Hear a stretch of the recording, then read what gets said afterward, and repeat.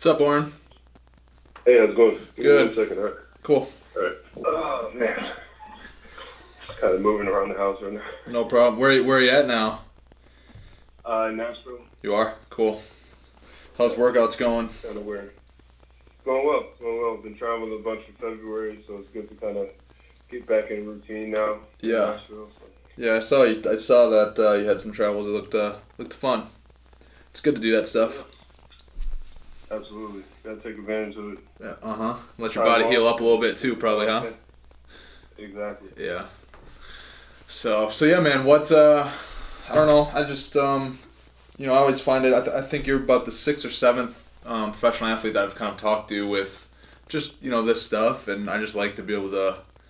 I mean, number one, I love sports, and I love obviously what I do in investing, and I think it's cool when you got people who are young like us and out there looking for ways to get put our money to work and make our money work for us, and especially with I really love helping athletes too from the standpoint of even if they can take like one thing that I've done in my career, investing career, or one piece of advice and use it for themselves. Like, you guys have such a small window usually where you're making money playing whatever sport it is. It's cool to be able to see. It's cool to see people take advantage of it, and it seems like you have an awesome head on your shoulders, and it's cool to see that you're already kind of dabbling in some of that stuff and not just being solely dependent on what other people kind of tell you, So. Absolutely. And get multiple streams of income, man. It's the long game. 100%. So go for it. Yeah, just wanted to kind of hear how you kind of got started. So right now, I bought a house in Nashville. It's kind of our home base, primary residency kind of deal. And then it's 3 bedroom, 2.5 bath, and we're renting out the 2 rooms upstairs to 2 of my buddies that we still live here in Nashville. So one, it kind of helps us get some extra income, and then 2, like just having somebody be in the place while we're in Green Bay for half the year, that helps out. Just having an eye on the place. So that's kind of how I first kind of got interested in it, in real estate, that is. But just trying to, this off season, looking to invest into some multifamily, just kind of looking at markets and seeing what numbers work and what doesn't. But what kind of wanted to hear your story, how you started. Yeah. Hope we get some gems from that. Okay, cool. Yeah, I'll just and at any time I'll just kind of start from like the beginning kind of, and then at any time if I'm talking too much or just feel free to interrupt if there's something you want me to dive a little bit deeper in on and get more specific on. But I'll just kind of share with you. So when I went to college, like I had no clue. I guess in high school I really had no clue what I wanted to do after I was out of high school, other than play football. And I was kind of athlete that I had some walk-on offers and stuff like that, but I ended up playing Division III, and I ended up playing at the University of Dubuque. And so my first full year in school, basically that first semester when I was picking classes, my academic advisor, who actually was an assistant football coach, was like, what do you think you want to do? And I'm like, I have no clue. And so he just like kind of got me going after my gen eds, got me in some things that I might be interested in as electives. He's like, well, your family, they're in business, why don't you take some business classes? I'm like, all right. And so I went through that, did that, still nothing really caught my eye. And then the following spring I took a trip to Chicago. And at the time, like, I had no idea who Donald Trump was, but I saw his building going up, and I saw like people working on it. I'm like, man, how cool would it be to some point someday like take a vacant piece of land and put a building on it, right? And so I didn't even really connect yet that like you could make significant money doing it. I'm like, wow, that process seems awesome. So when we were in Chicago that day, so this is the spring of 2009, so I was still a freshman in college, and that day down there in Chicago, I went to a bookstore and I picked up like, I don't know, I can't remember that day, it was like 2 to 4 books I picked up. I remember Rich Dad Poor Dad was one of them, one of the Trump books was one of them, and I remember just like cranking those things out really fast, and I'm like, holy crap, like you can like have unlimited options in life if you do this thing right. And so I became just obsessed with it, and I like, it got to a point where like if I was not playing football in college, I would have dropped out and probably started my own business. I got to the point where I was just like skipping classes, reading my own books, like learning what I wanted to learn for my future life after football because school wasn't really teaching me what I wanted to learn. And I remember like you know how there's so many people out there that they'll just do everything to learn, but then they never take action. Like they can never. So I did not want to be that person. I wanted to learn as much as I could, but while I was learning, yes, I wanted to make sure that I was learning. And the whole time I was learning, like I actually was visualizing myself going through and doing it and implementing what I was learning, not just learning to learn. And so, graduated. I had a couple Canadian football tryouts. I'm like, man, if I could just like play 2 or 3 more years, like make some money, save it all, play football, save it all, and that could be my seed money to invest, that'd be awesome. Well, it didn't work out. So then right away, like I cut ties and stopped trying to, I let go of it. I wasn't gonna be one of those guys that was just gonna hang on just to hang on. And so I got involved in a direct sales company that had supplements. They're actually supplements that I was taking all throughout college, and I realized I could start selling them and building a team that would sell them and make an income doing it. And so I started that before I was done with my senior year. It was like March of my senior year, so football was done and all that stuff. But I started going about that, and I started making an extra $500 a month, and then extra $1,200 a month, and $2,000, $5,000, $6,000 a month. And over the first 18 months of doing that, I got to a point where I'd saved up like $30,000 or something like that, ballpark. And I'd found, and this whole time, right? So I was still learning the whole time I was doing that. Now I had found a way to make money because I knew I had to do that. I wasn't just making money, I was being very wise with my money. So like as I started making more, I didn't start spending more. My spending stayed the same. Like I spent the same amount of money.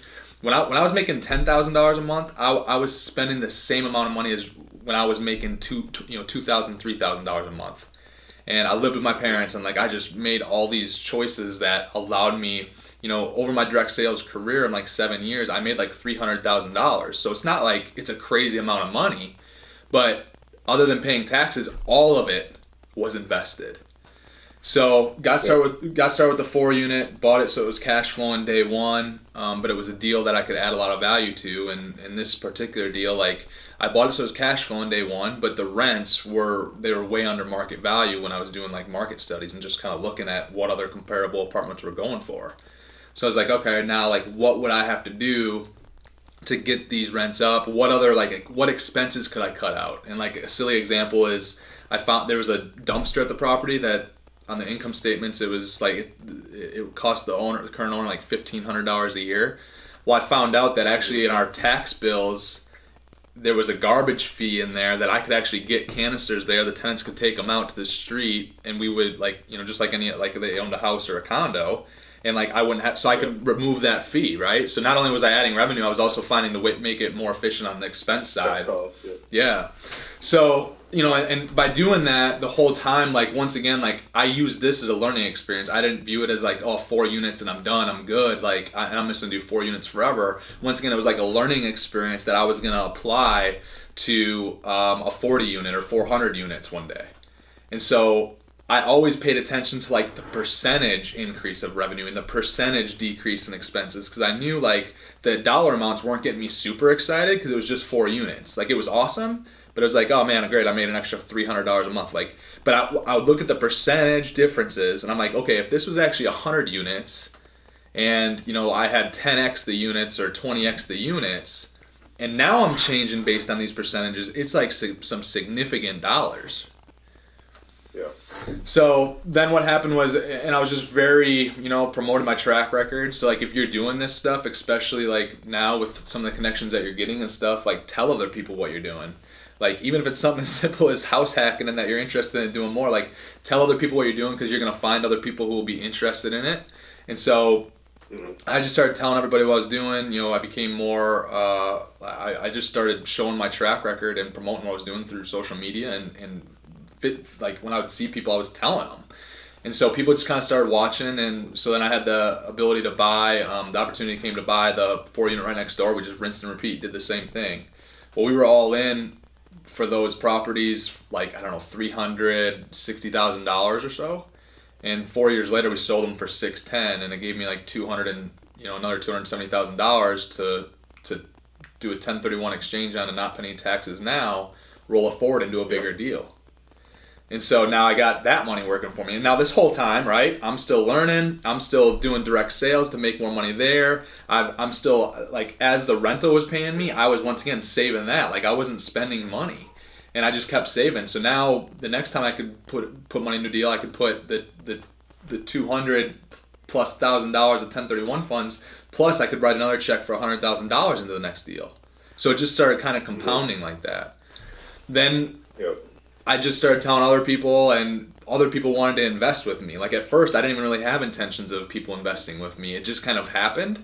And then I'm like, oh man, now I can essentially start a private equity business where these people invest with me, and there's tiers to their investment. So as they get paid back X% on their investment, I get to split the cash that remains. So now I'm really driven to perform for our investors on terms that they agree before they invest that are appealing to them. I'm incentivized to really crank these deals, make them really just crush it. And for doing that, I'm compensated even more, right? So now every dollar that I put in is really like $3 or $4 that I put into a deal up front, because on the back end, when they perform, I have a bigger payout because of the performance kickers. So that's kind of like the quick and dirty on what we're doing. And now last year we had a handful of properties that we sold. We sold like 5 or 6 properties last year, which was 3 portfolios. And then we also bought 3 properties last year. We bought a 96 unit, a 42 unit, and a 199 unit. So we're at 482 units now, and I've got like $100 million of letter of intents out there right now negotiating deals. And I'd love to be able to get another 1,000 to 1,100 units purchased this year to put us at about 1,500 units. So yeah. And that's one of the things about real estate that's really enticing to me is the ability to kind of scale. I don't know.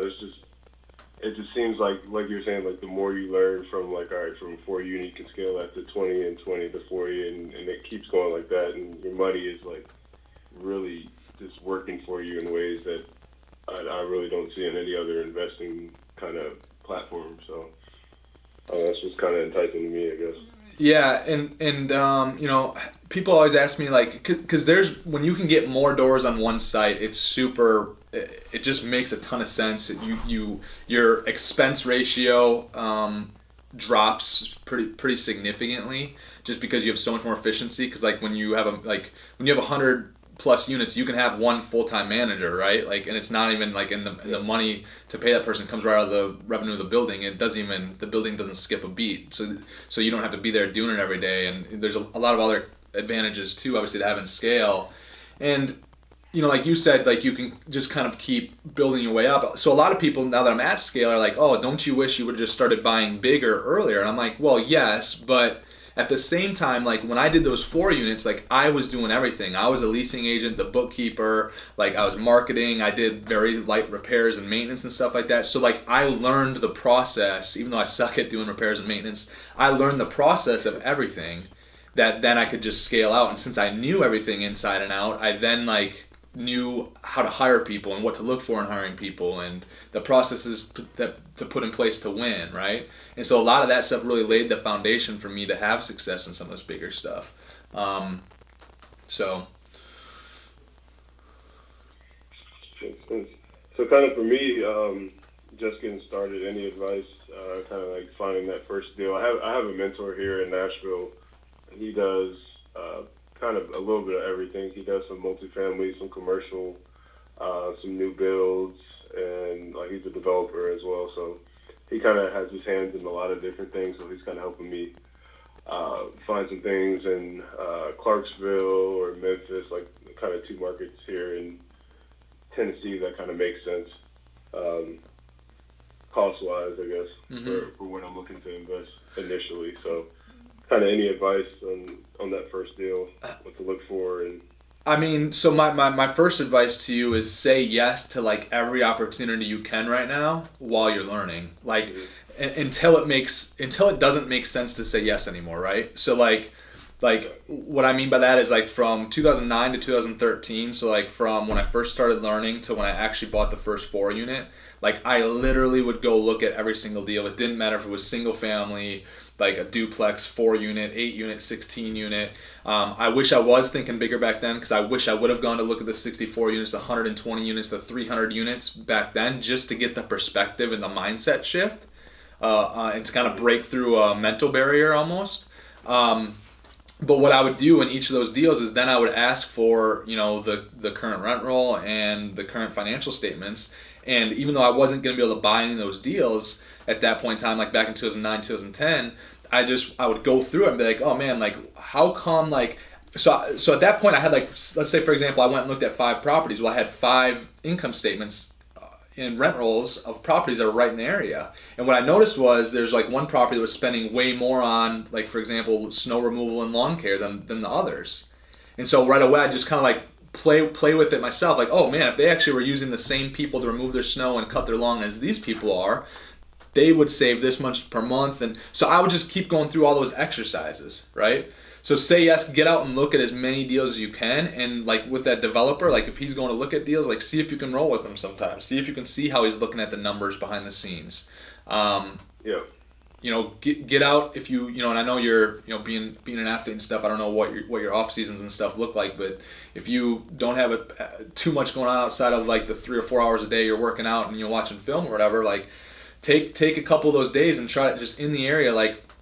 Within 60 miles where you're at, there's a lot of real estate that's for sale in that area of Tennessee. I mean, just go look at stuff. Hit up the brokers. Like, and it shouldn't matter. Like, don't get caught up in how big or how small it is right away. Just start getting comfortable really looking at the numbers and say, hey, man, if I own this, like, what could I do differently based on what I'm seeing right here and based on these other comps that I kind of have with it, because you're out looking at multiple properties. What could I do differently to manage this thing better so that it throws off more cash flow? If it throws off more cash flow, it's going to be worth more. That's how you force the appreciation and the values go up. And those were really good exercises for me to go through, because then when it came time for me to actually pull the trigger on deals, I would be like, now I can almost roll up to a deal and know exactly, like, and just getting a couple of numbers by ear, pretty much know exactly what I would offer it, how much it would cost my company to run the deal, what I could get the revenues to, and I can pretty much have a really good estimate of what it could be worth 2, 3 years, 4 years down the road after we're operating it and our systems are in place. But it took a lot of time. I had to look at 100, 200, 300 deals to get to the point where it just became this, like, the math became almost automatic, and I would get this, like, really strong gut feeling. But then I can also roll up on a property and be like, oh no, this isn't, I'm just not feeling it, and I can dismiss it almost right away. So just the more deals you look at, you kind of know exactly what you're looking for. Yeah. You get a better eye for it, you get more comfortable, you start to get a sense of which questions to ask and stuff like that. So to me, like, people that are just starting, like, the more deals you can get out and look at early on, the better, because you're going to learn so much. Then when it comes to actually doing a deal, whether it's a duplex or a 4-unit or 20 unit, like, whatever, more units the better, right? But at the same time, you got to get your foot in the door somewhere. Find a deal that, like I said, cash flows day one, positive, but you can also, it's almost like imagine a house, right? You got a ceiling, you got a floor, and now imagine, and maybe just imagine it's a drawing of a house, right? Like just a box, like a kid would draw a house, a box with a little roof, whatever. So you got a ceiling, you got the floor. Now imagine a graph being in there, okay? And as you go from left to right on the graph, that's time expiring, and I try to buy properties so that the value on that graph is as close to the floor as possible, but it's still cash flowing. That ceiling is the area that I can force the appreciation by doing something that I can control in management, whether it's making the kitchens nicer, doing better marketing, right? So we try to buy it at the floor, cash flowing. As you increase the value of it, you're going to bring the value closer to what I call the roof or the ceiling. And as you get closer to the ceiling, there's getting to be less and less that you can do to improve the deal just by decisions you're making. You more of have to wait for the market to change and natural appreciation, right? So find a deal that's by the floor that you can increase and take to the ceiling. As you get closer to the ceiling, that's when you can potentially look to sell, because the deal has appreciated. You force the appreciation to then unlock that equity and recognize it in cash, to then go out and rinse and repeat, but you'll rinse and repeat in a deal that's 2 or 3 or 4 times bigger. Gotcha. Does that visual kind of make sense what I'm saying? Yeah, I just kind of drew it out myself. So why I draw that box is because anything that all the values in that box is what I view as like being completely controllable by the management and the ownership group. Mm-hmm. So there's people that, like, I'll sell stuff when I get closer to the ceiling because I know that really I can only go down. But some people want a turnkey thing. Great. But the only way it's going to go up, because we're bumped against the ceiling, is for the ceiling to go up. The only way the ceiling can go up is if the macro or micro environment of the economy gets better. Now, the same thing with the floor. Like, the floor can go down if the macro or micro, but it's uncontrollable, right? So when I get as much value as I can out of a deal, I want to almost get out of that deal. A lot of people want to refinance to the max. I don't, because now you automatically raise the floor. Essentially, you're in a more risky spot because you have higher debt. You added value really quickly. The only thing you could really do is get in a little bit worse of a situation versus selling it, recognizing all the equity in cash, and now going out and do another deal that's by the floor, but it's just a bigger one. Yeah, gotcha. You know, a lot of people ask about like flipping houses and stuff. I think flipping houses, you should always have a contingency plan to rent it, just in case you can't sell it. I think flipping houses is a great business and a great way that you can, you know, make money, or that can be a person's side hustle to make more money to then invest in real estate. But ultimately, you want to take those funds and get them in to the multifamily stuff, in my opinion, right? And it's just my opinion. So, do you know? I saw you follow Ryan Broyles. Do you know him? I know of him. We haven't met officially, but just kind of followed his stuff, and know a couple other people that know him, like, kind of personally. Yeah, he's a good person to get to know. He's easy to talk to and stuff. He's a good guy. So. Okay. Yeah. Well, is there anything else you have for me? You kind of answered a lot of the questions I have. I know I got to do some homework now and just get back to crunching some numbers and looking at deals. Dude, yeah. So my if I had to give you like a challenge, like my like over the next, like if we were doing a mentorship thing, if I had to give you a challenge right now, like my first challenge would be like over the next 14 days. Are you around? Are you home the next 14 days? Yeah. I would try to get out and look at like 10 deals and get like the rent rolls numbers on 10 to 20 deals and get out and look at them, and then like start running the numbers of what you could do differently to improve them, or, you know, whatever. And try to just get out and look at deals. That'd be the next step, and just start learning that way. Cool. All right, well, I'll get on that and be updated. Cool. Yeah, do that. I want to see you succeed, man. It's awesome that you are thinking the way you're thinking it. What are you? How old are you? 24. 24. Yeah, so it's awesome that you're thinking the way you're thinking. So in the position that you're at in life, I mean, you got so much good stuff, you know, going for you. It's awesome to see. So do you have any other specific questions, or? No, not really. Is there anywhere online I can kind of like look at like pro forma, or like kind of rent rolls you were talking about, to kind of get an idea of what, just kind of a quick look at what cash flows easily, because I'm looking at probably either 2 to 6 units or so kind of in that range. So what do you mean, like where you can actually find properties that are in that range? Or not more like kind of case studies that I could like look at. To be like, all right, they bought at $300,000 and rent was around this much, and kind of getting the rent rolls like that.